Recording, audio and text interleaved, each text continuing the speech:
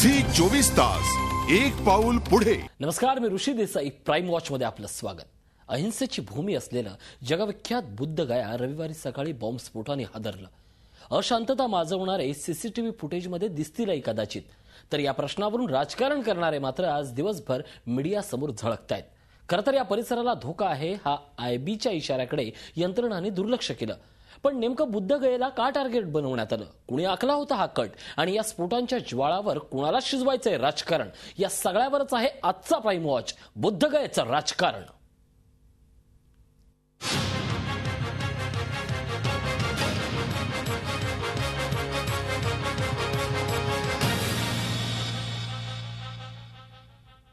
बिहारमधल्या बुद्धगयेचा परिसर रविवारी सकाळी स्फोटानं हादरून गेला. या मंदिरात झालेल्या स्फोटानं सुरक्षा यंत्रणेच्या मर्यादा पुन्हा एकदा स्पष्ट झाल्या. या स्फोटाची पूर्वसूचना आयबीनं दिली होती अशी माहिती आता समोर येते. पण हा इशारा देऊनही स्फोट का रोखता आले नाहीत हा प्रश्न मात्र अजूनही कायम आहे.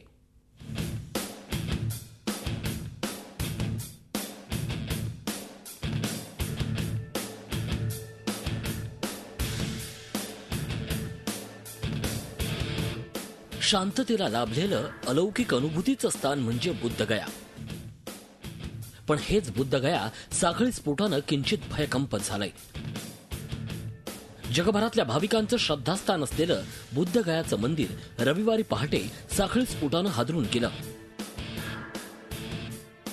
पहाटे 5:30च्या सुमारास या मंदिराच्या परिसरात झालेल्या स्फोटानं सुरक्षा व्यवस्थेच्या मर्यादा पुन्हा एकदा उघड झाल्या. रविवारपर्यंत असणारा 9 स्फोटांचा आकडा सोमवारी 10 झालाय. बुद्धगया इथं 10 साखळी स्फोट झाल्याची माहिती बिहारचे डीजीपी अभयानंद यांनी दिली आहे. 10व्या स्फोटाचा सोमवारी उलगडा झाल्याचंही त्यांनी स्पष्ट केलंय. हे सगळे स्फोट घडवून आणण्यासाठी अमोनियम नायट्रेटचा वापर करण्यात आल्याचं बिहार पोलिसांचं म्हणणं आहे. एक और एक्सप्लोडेड बॉम्ब मिला है जिसकी जानकारी लोकली में नहीं हो पाई थी. आज पीओ एग्जामिनेशन में मिला. इसलिए कुल मिलाकर के 10 बॉम्ब्स हैं जो एक्सप्लोड किए. 10वां बॉम्ब एक्सप्लोडेड है, लेकिन उसके एक्सप्लोजन की जानकारी कल तक नहीं मिली थी. आज पीओ एग्जामिनेशन से वहां पर नेल्स और एक्सप्लोडेड मटेरियल जो मिला उससे जानकारी हुई कि यहाँ एक और बॉम्ब था. या स्फोटानंतर आता धक्कादायक माहिती समोर येऊ लागली आहे. बुद्धगया येथील स्फोटाचा इशारा गुप्तचर संघटनांनी यापूर्वीच दिला होता. बिहारमध्ये विदेशी दहशतवादी लपल्याची माहिती आयबीनं 2 आठवड्यापूर्वीच बिहार सरकार आणि बिहार पोलिसांनाही दिली होती. तसंच बुद्धगया मंदिर दहशतवाद्यांच्या हिटलिस्टवर असल्याचा इशारा दिल्ली पोलिसांनीही यापूर्वी दिला होता. सुरक्षा यंत्रणांनी दिलेले हे सर्व इशारे व्यर्थ ठरले आहेत.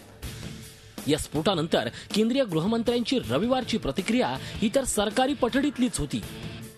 जब भी इस तरह के अलर्ट होते हैं कोई इमीडिएटली कल होने वाला है बोल के नहीं होता है. ये उसकी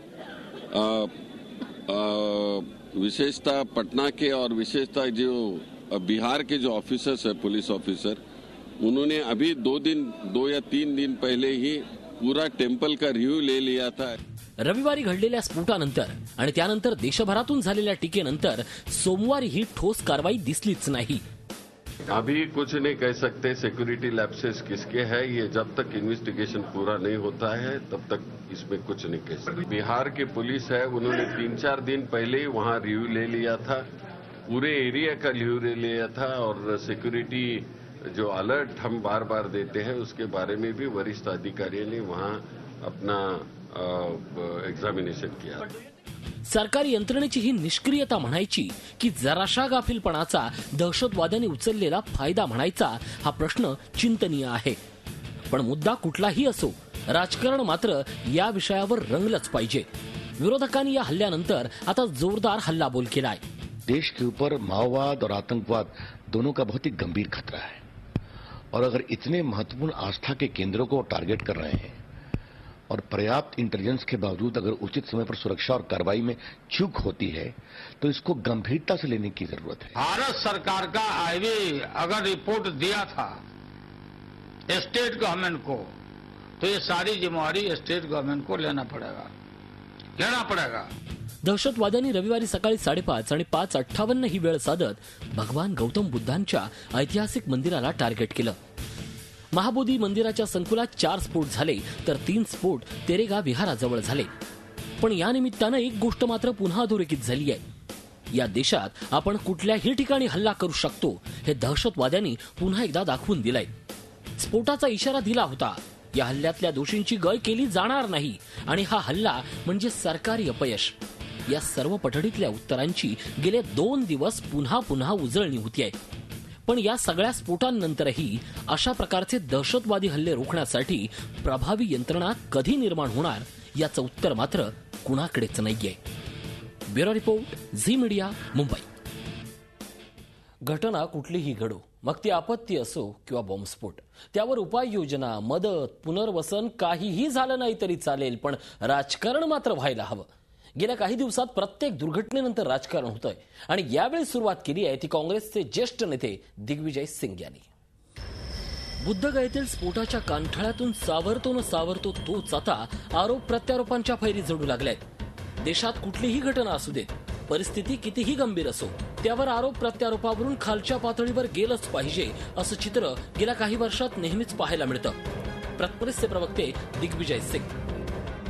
प्रत्येक गोष्टीचं अपोजिशन कनेक्शन करून मुद्दा राजकारणाच्या पातळीवर कसा वळवायचा याचं कसब दिग्गजराजांकडे पुरेपूर आहे.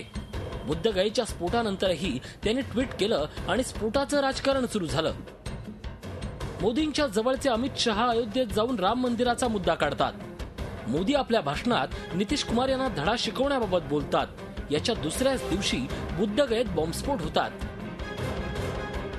दिग्विजय यांच्या ट्विट नंतर स्फोटाचं राजकारण व्हायला सुरुवात झाली. कितीही टीका झाली तरी दिग्विजयांनी या मुद्द्यावरून पुन्हा विरोधकांवरच टीकास्त्र सोडलंय. भारतीय जनता पार्टी, मीडिया और तथाकथित इंटेलिजेंस सोर्सेज किसी प्रकार से केवल एक समूह को दोषी घोषित न करें इन्वेस्टिगेशन होने के पहले. क्या कारण है कि घटना के 2 घंटे बाद रविशंकर प्रसाद कहते हैं कि दिल्ली पुलिस, जिसका कि कार्यक्षेत्र केवल दिल्ली राज्य है, वहां के लोगों के सोर्सेज ने उन्हें बताया था कि बोध गया में रैकी करने पूना का ब्लास्टकार अपराधी आया था. दिग्विजय कुठल्याही मुद्द्यावरून मोदी आणि भाजपला टार्गेट करतात अशी तिखट प्रतिक्रिया भाजपच्या गोटातून येते. भाजपनं या ट्विटवरून दिग्विजय सिंगांवर प्रतिहल्ला चढवलाय. हमने कहानी नहीं बनाई, कहानी तो अब दिग्विजय सिंह बना रहे हैं.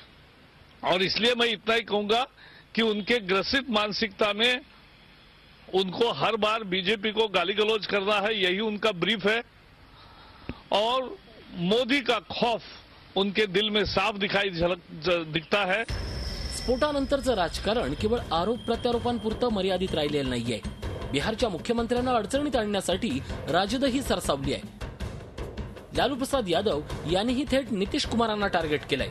भारत सरकार का हाईवे अगर रिपोर्ट दिया था स्टेट गवर्नमेंट को, तो ये सारी जिम्मेवारी स्टेट गवर्नमेंट को लेना पड़ेगा. राजद पाठोपाठ रामविलास पासवान यांनीही नितीश कुमारांनाच टार्गेट केलंय. ये कोई साधारण घटना नहीं है और जिस तरीके का बम ब्लास्ट किया कहते हैं कि हुआ है, वो संजोग था. ये बम जो है पावरफुल नहीं था, नहीं तो 8 के बाद 8. इसका मतलब है कि सुनियोजित तरीके से बम को एक जगह से दूसरी जगह रखने का काम किया गया और उसके बावजूद अलर्ट करने के बावजूद भी इनका खुफिया एजेंसी का कहीं पता नहीं, कहीं पुलिस का पता नहीं. तो इसके लिए कौन जिम्मेवार? इसके लिए मुख्यमंत्री स्वयं जिम्मेवार है. कधी ट्विटरवरून तर कधी पुतळे जाळून एकमेकांना कोंडीत पकडण्याचं राजकारण सुरू झालंय. पुढची एखादी अप्रिय घटना होईपर्यंत जबाबदारी ढकलण्याचा आणि विरोधकांच्या उकाळ्या पाकाळ्या काढण्याचा कार्यक्रम चालूच राहील. सध्या घडीला कुठल्याही दुर्दैवी घटनेनंतर सुरू होणारं आरोप प्रत्यारोपाचं राजकारण हे त्या घटनेचं गांभीर्य भरकटवत नेतात हे मात्र नक्की. Bureau report, Zee Media. बुद्धगया साखळी स्फोटाप्रकरणी मकबूल कनेक्शन उघड झालंय. पुणे जर्मन बेकरी बॉम्बस्फोटातील संशयित मकबूल या आरोपीनं याबाबत रेकी केल्याची माहिती आता समोर येते. झी मीडियानंच हा धक्कादायक खुलासा केलाय. बुद्धगया स्फोटाचं पुणे कनेक्शन, संशयित दहशतवाद्याकडून बुद्धभूमीची रेकी, ऑक्टोबर 2012 मध्ये तपास यंत्रणांना दिलेली माहिती. झी मीडियाचा धक्कादायक खुलासा. रविवारी पहाटे एकामागून एक झालेल्या साखळी स्फोटांनी पवित्र बुद्धभूमी हादरून गेली. या स्फोटाच्या मॉडेलवरून संशयाची सुई इंडियन मुजाहिद्दीन या दहशतवादी संघटनेकडे गेली. इंडियन मुजाहिद्दीनचा दहशतवादी मकबूलनं बुद्धगयाची रेकी केल्याची धक्कादायक माहिती ही झी मीडियाच्या हाती लागली आहे. पुण्यातल्या जर्मन बेकरी स्फोटाप्रकरणी मकबूलला अटक करण्यात आली आहे. त्यानंतर चौकशी दरम्यान मकबूलनं तपास यंत्रणांना ही माहिती दिल्याचंही समोर आलंय. दिल्ली के अलावा इनका प्लान था बोध गया के हिंदू टेंपल में अटैक करने का. तो एक प्लान ये भी था. इसकी सूचना हम लोगों ने बिहार पुलिस को दे दी है कि वहां पर पर्याप्त सुरक्षा के इंतजाम रखे जाएं. इंडियन मुजाहिद्दीनकडून बुद्धगयेत हल्ले होण्याचा इशारा गुप्तचर विभागानं या अगोदरच दिला होता. त्याबाबत बिहार सरकारला सावधही करण्यात आलं होतं. ही बाब जरी दिल्ली पोलीस सांगून जबाबदारी ढकलत असले तरी ही इंडियन मुजाहिद्दीनच्या कारवाया डोळेझाक करण्यासारख्या नक्कीच नाहीयेत. या प्रकरणात समोर आलेलं मकबूलचं नाव आणि त्याचा इतिहास यावर एक नजर टाकूया. मकबूल हा इंडियन मुजाहिद्दीनचा आयडी एक्सपर्ट असून तो नांदेडचा रहिवासी आहे. 1999 मध्ये त्यानं इंडियन मुस्लिम मोहम्मदीन नावाची संघटना बनवली. समाज सुधारणेच्या बोरख्याआड तो देशात राहून दहशतवादी कारवाया करत होता. 2000 साली हैदराबाद इथं झालेल्या स्फोटात मकबूलचा हात होता. पुणे जर्मन बेकरी स्फोटाप्रकरणी तो संशयित आरोपी आहे. बुद्धगया स्फोटात मकबूलचं कनेक्शन उघड झाल्यानं आता त्याची पुन्हा एकदा चौकशी होण्याची शक्यता आहे. मकबूलकडून रेकी केल्याची माहिती मिळाल्यानंतरही केंद्र आणि बिहार सरकारनं कारवाई का केली नाही असे सवाल या निमित्तानं आता उपस्थित होत आहेत. Bureau report, Zee Media. वेळ झाली एका ब्रेकची, पण ब्रेक नंतर पाहणार आहोत बुद्धगयेचं अनोखं सौंदर्य. एका ब्रेक नंतर पाहत राहा बुद्धगयेचं राजकारण.